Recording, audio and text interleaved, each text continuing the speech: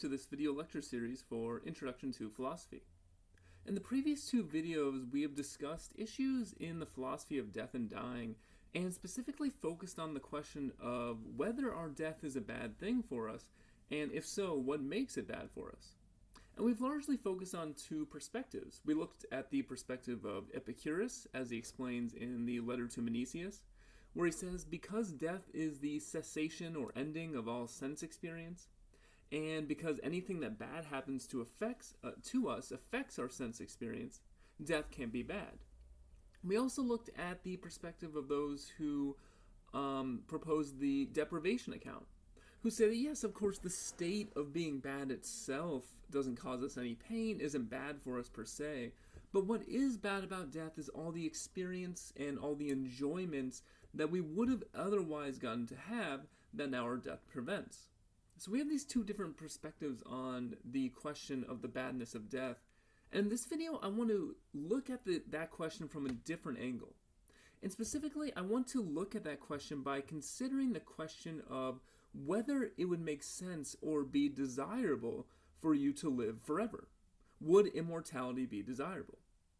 And at first, it might not be clear why I'm bringing up this question, how this question relates to the questions about death we've been looking at so far. But if we go back to the letter to Menesius, from the statements that Epicurus makes there, we should notice the following passage. So here's Epicurus. He says, hence a correct knowledge of the fact that death is nothing to us makes the mortality of life a matter for contentment.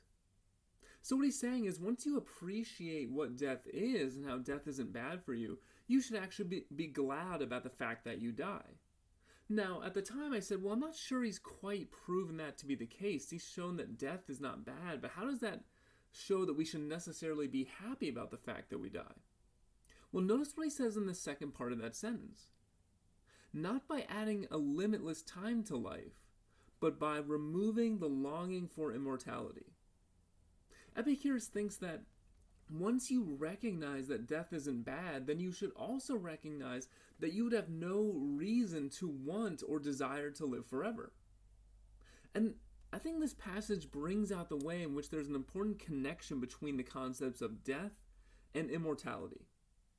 Because let's say you are in a position where you're lamenting the fact that it is the human condition to die, you're lamenting the fact that your life is finite, that your life has temporal limits, that it will come to an end. If you're lamenting the fact that you're going to die, then by implication, you seem to suggesting that what would be best for you is to live forever. And especially if you follow the deprivation account, you can imagine someone arguing from that perspective that, yeah, we should want to live forever, even if it's not possible. But even if it's not possible, we should actually want to have an immortal existence. Because, in the reading, one of the readings that you do from Shelly Kagan, he says, well, if you imagine that you died at 60, then you could say, oh man, it's too bad I didn't live another 30 years till 90. And if you imagine you die at 90, you could say, oh, it's too bad I didn't live to 100. And while you're at it, you might just say, it's too bad I didn't live to 150, or 500, or 1,000, or 1,000,000.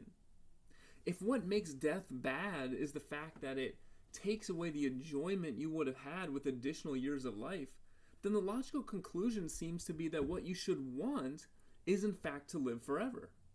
Because the longer you get to live, the more things you get to enjoy, the more pleasure and good in your life you get to experience. So the first question is, does that necessarily follow? And I think the important thing to keep in mind is there's sometimes a common phrase you might hear, but you can have too much of a good thing. Right, so, chocolate or going to an amusement park or, going to a movie with a friend, these are all good things. But if you have too much of them, if you do them too much, then, chocolate doesn't start to taste good, you get tired of your friend, etc., etc. So the question is, can we say the same thing about life itself? Granted that life itself is a good thing. Life enables you to enjoy things and have fun and fulfilling and satisfying experiences. But even if life itself is a good thing, is it possible to have too much life? And in particular, would an immortal life that never ended, would that necessarily be too much life? And the reason, again, that it's important to think about this question is because I think it tells us something about what we should think about death, and also I think it's going to tell us something about what we should think about what it means to live a good life. Okay, so we're going to ask this question: should we want to live forever? And before we do so, before we get into the details, there's a few preliminary points we need to make. So Shelly Kagan makes this point. He brings up a famous story from the book Gulliver's Travels, where Jonathan Smith, he says, imagines Gulliver coming to a country where a certain subset of people live forever. They are immortals. At first, Gulliver says, oh, isn't this wonderful? But he has forgotten to think about the fact that if the kinds of changes that we actually undergo as we age continue to accumulate, then not only are you getting older, you're also getting weaker and more disabled. There's greater and greater discomfort, senility sets in with a vengeance. So the one thing you have to keep in mind is, at first, when you think about the concept or possibility of living forever, you say, well, that sounds great. I mean, I want to keep enjoying the things that make my life go well. But what is that immortal existence like? If it's an immortal existence where the normal process of aging occurs in the way it does now, but you just don't die, then at some point, maybe around age 100, age 110, you're going to be living an existence where it's almost unrecognizable, where you might be disease-ridden, where your mind might be gone, and now you've got an eternity to continue in that state. So, of course, that's not desirable. So if we really want to think about the question of, would you want to live forever, we have to make a few sort of qualifications. So we're not going to imagine that you're living forever with the normal process of aging. We're going to imagine that you are living forever, in good health and sort of the life that you have now. So Kagan says, so let's be careful. Let's throw in health and anything else you want. Be sure to throw in enough money to make sure you're not poor forever. Throw in whatever you want. All we need to ask at this point is there any way at all to imagine immortality, where being immortal in that way would be a good thing? Is there any way to imagine existing forever where that would be good for you forever?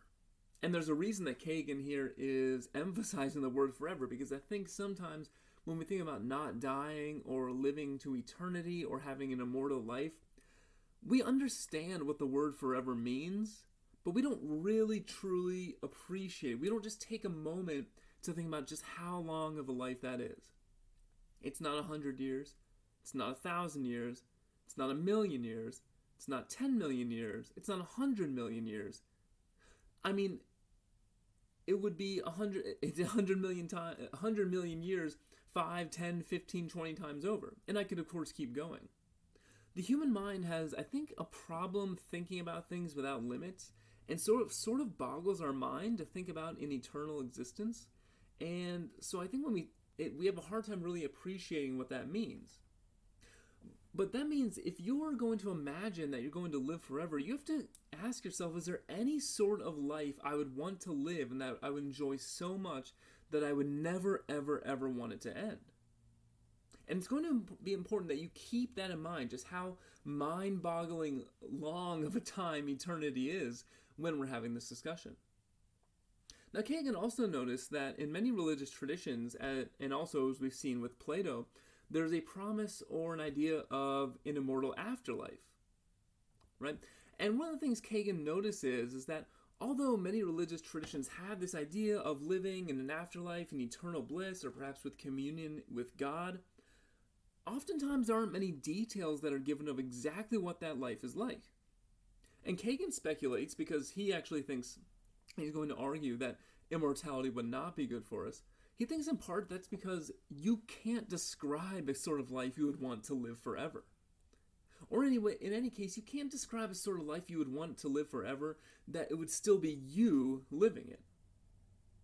So these points are important to keep in mind. Is there a sort of life that you'd want to live without end, without break, without respite? Okay, now, those philosophers who argue that immortality should not be desirable to us, the main structure of the argument that they use is what I'm going to call the Immortality Dilemma argument. So Shelly Kagan makes this in his book on death. Also, a form of it also comes from a famous article on death by Bernard Williams. But the basic structure of the argument is this. So P1. the categorical desires of an immortal being will either not change over time or they will change over time. So I'm going to explain in a moment what a categorical desire is. But first, before we get there, just the basic premise is, look, either the things you want will change or they won't change over the course of your eternal life. P2. If the categorical desires of an immortal being do not change over time, then an immortal existence will be worse than death for that person. So if you imagine yourself living a life in which the things that you want, your categorical desires, do not change, the claim is that would actually be worse than death for you at a certain point. P3. Let's consider the other possibility. Let's say the categorical desires you have do change over time. Then the claim is an immortal existence will be just as bad as death for that individual. So we have two ways. Either your desires change and your life is worse than death, or they don't change and your life is just as bad as death. So therefore the conclusion is that immortality would be either worse than death or just as bad as death. Now, P1 is just giving the two mutually exhaustive possibilities, so there's not much to say there. Our main focus is going to be on P2 and P3, and in this video we're going to look at the second premise, whereas in a subsequent video we will look at the third premise. But before we get there, we need to have a concept of what is a categorical desire, because the argument uses this terminology a number of times. So this idea comes from the philosopher Bernard Williams in his famous article which gives this argument, and he describes the idea of a categorical desire in the following way. So he says, it is admittedly true that many of the things I want only on the assumption that I'm going to be alive. So he says there are certain things that you want that the only reason you want them is to support or sustain your life. So food, for instance, and shelter and clothing, right? You say, well, look, these sorts of things, as long as I'm alive, I want them because no one wants to be hungry or cold or out in the wilderness without shelter. No one wants those things. But they don't give you a reason to live, right? You might say, as long as I'm alive, I need to be nourished. I need to have food. But if I die, it's not like, oh man, well now I'm not going to be eating anymore. This is horrible, right? Food wasn't giving, unless it's an extreme circumstance, but normally food is not giving you a reason to live. It's just that if you are alive, you need food. So that's one sort of desire, and he's going to call that a conditional desire. But there's another kind of desire which Williams thinks it's not just we want it as long as we're alive, but it gives us a reason to keep living. We want this desire to be satisfied even if we are dead. And here's one example he gives. So he says, consider the idea of a rational, forward-looking calculation of suicide. So what this means is he's just imagining a person who is considering committing suicide and doing it on rational calculations of, will my life, will I be experiencing more pleasure or not, or more pain if I continue to live? In such a calculation, a man might consider what lay before him and decide whether he did or did not want to undergo it. So the person might say, if I continue to live, I have to do X, Y, and Z. Do I want to do X, Y, and Z? Is it worth it? If he does decide to undergo it, if he does decide to do those things, X, Y, and Z, then some desire propels him on into the future. And that desire, at least, is not one that operates conditionally on his being alive, since it itself resolves the question of whether he's going to be alive. So just to take one example, let's say you have a person who their deepest, most profound, most fundamental desire is to see their child graduate college. Okay, so they do everything they can to help their child get into college, and once they're there, they give them all the support they need. They really want to see their child graduate college and succeed.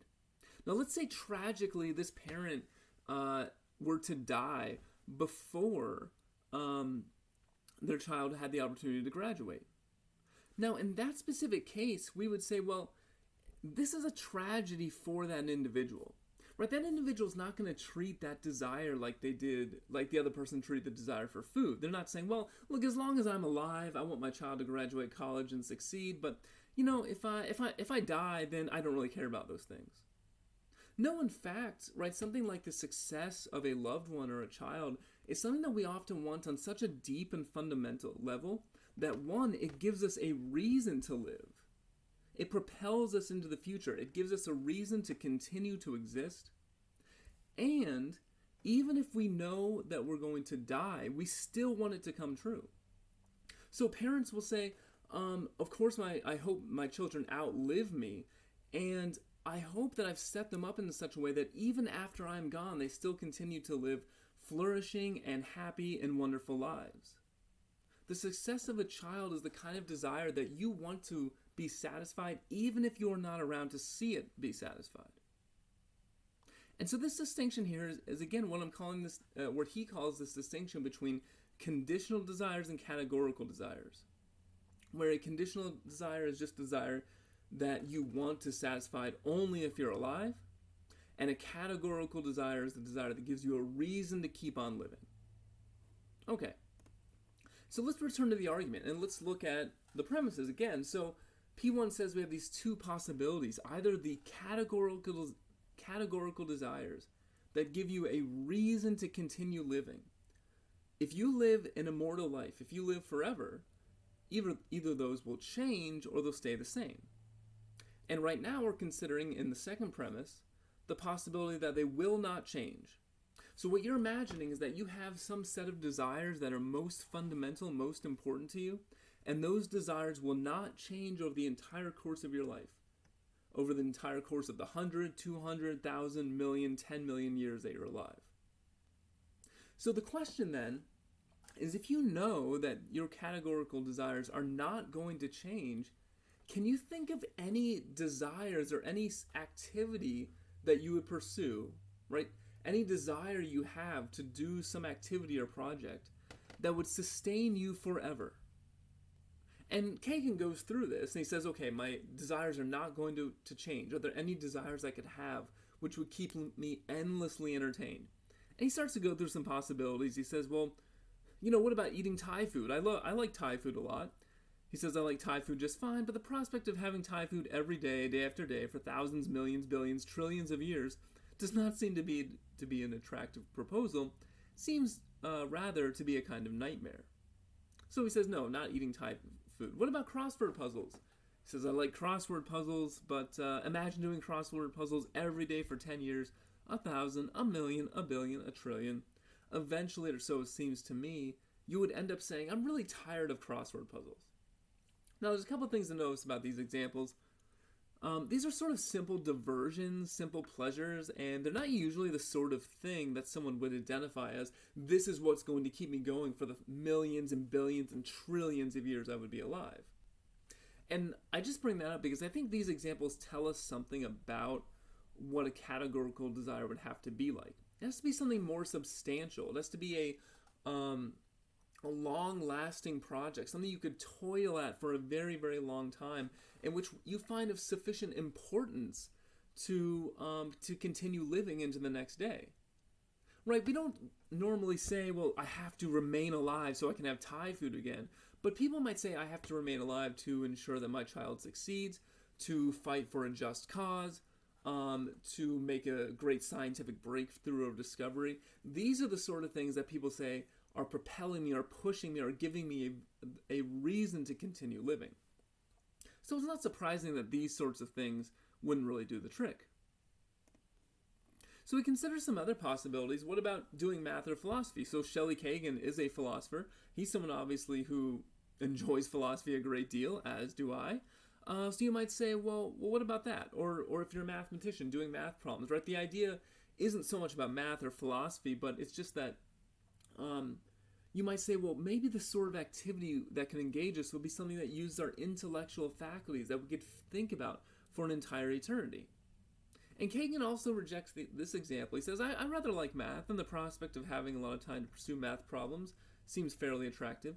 Yet even there, when I imagine an eternity of thinking about math, or for that matter, an eternity of thinking about philosophy, which I obviously like even more than math, the prospect seems an unattractive one.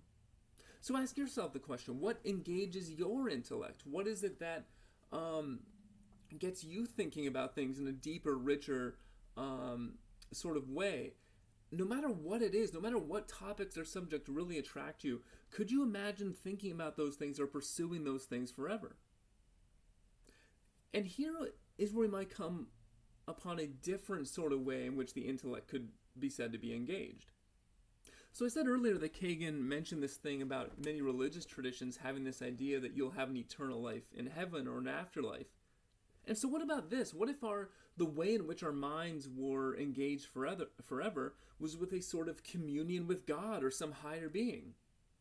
So Kagan describes this idea. He says, a former colleague of mine once asked me to think about what it's like to have a really great conversation with a friend, a conversation that you wish would never end.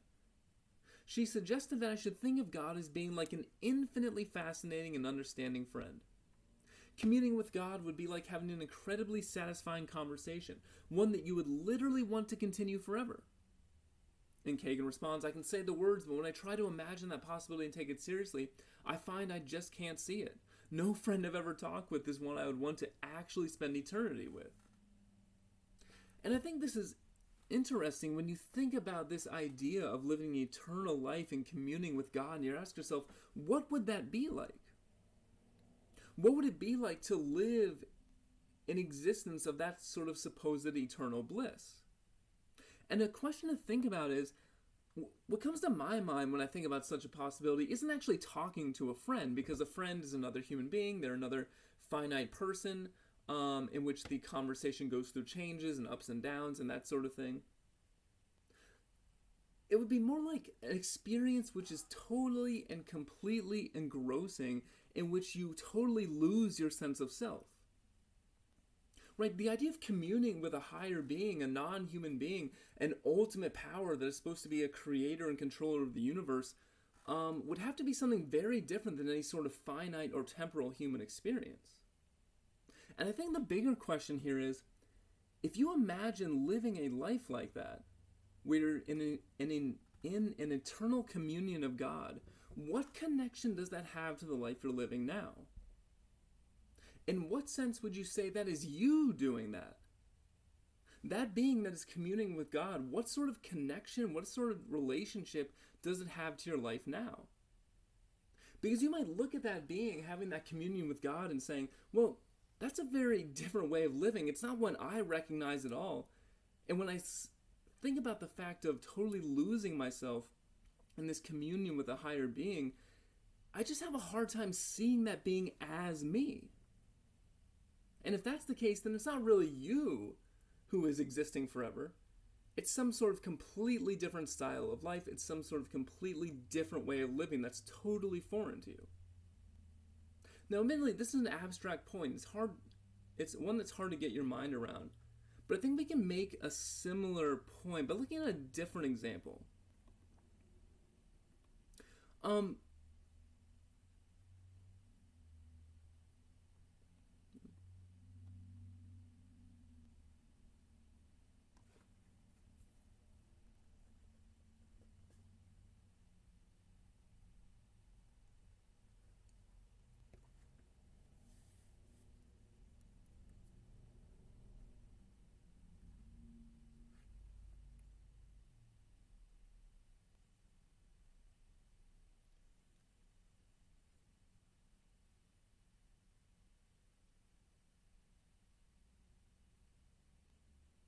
So if we're going to recap this point, then the best way to cap it up in both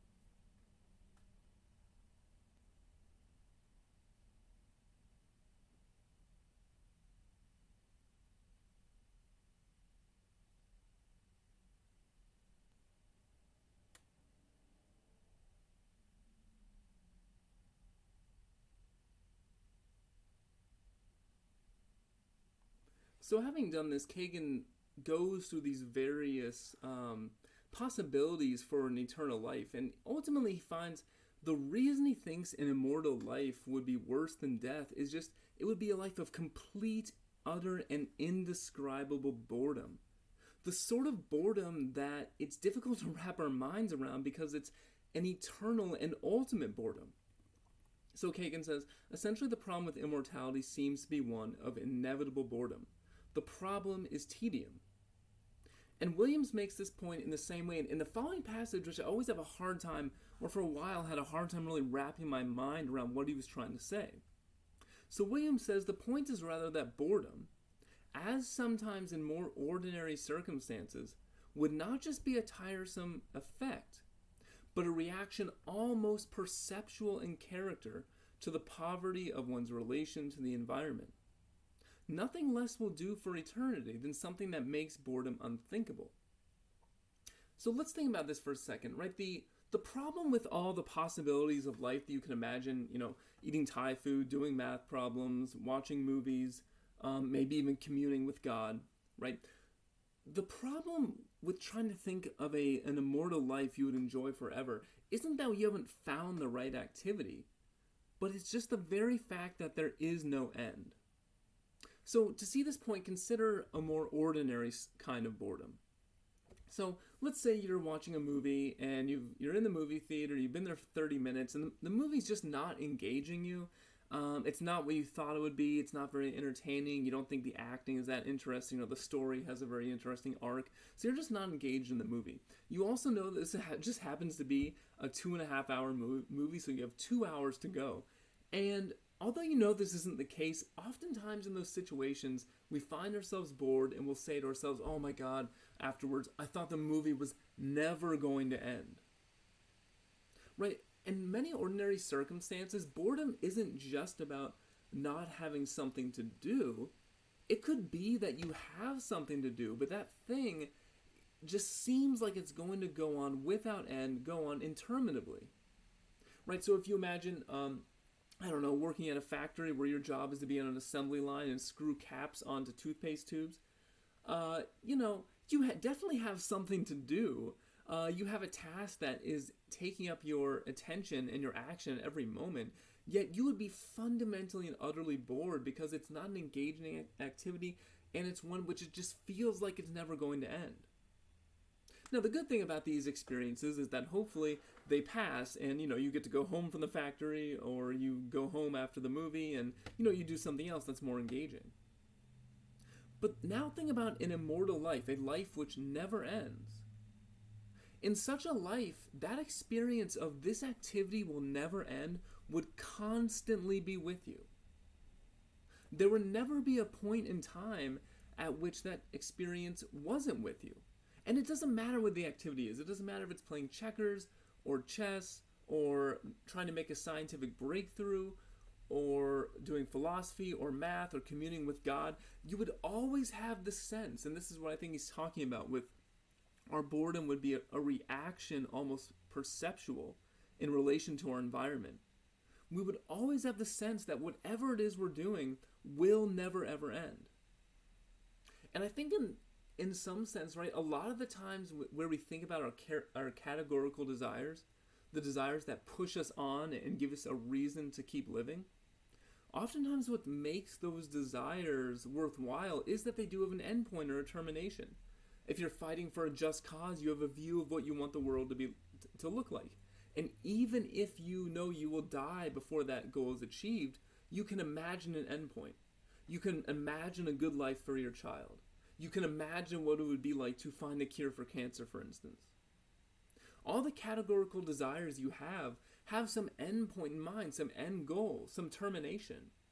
But if you imagine a life in which you live forever, in which every activity you undertake never comes to an end, then you're always going to have that experience where you're in the movie theater and thinking to yourself, this movie is never going to end.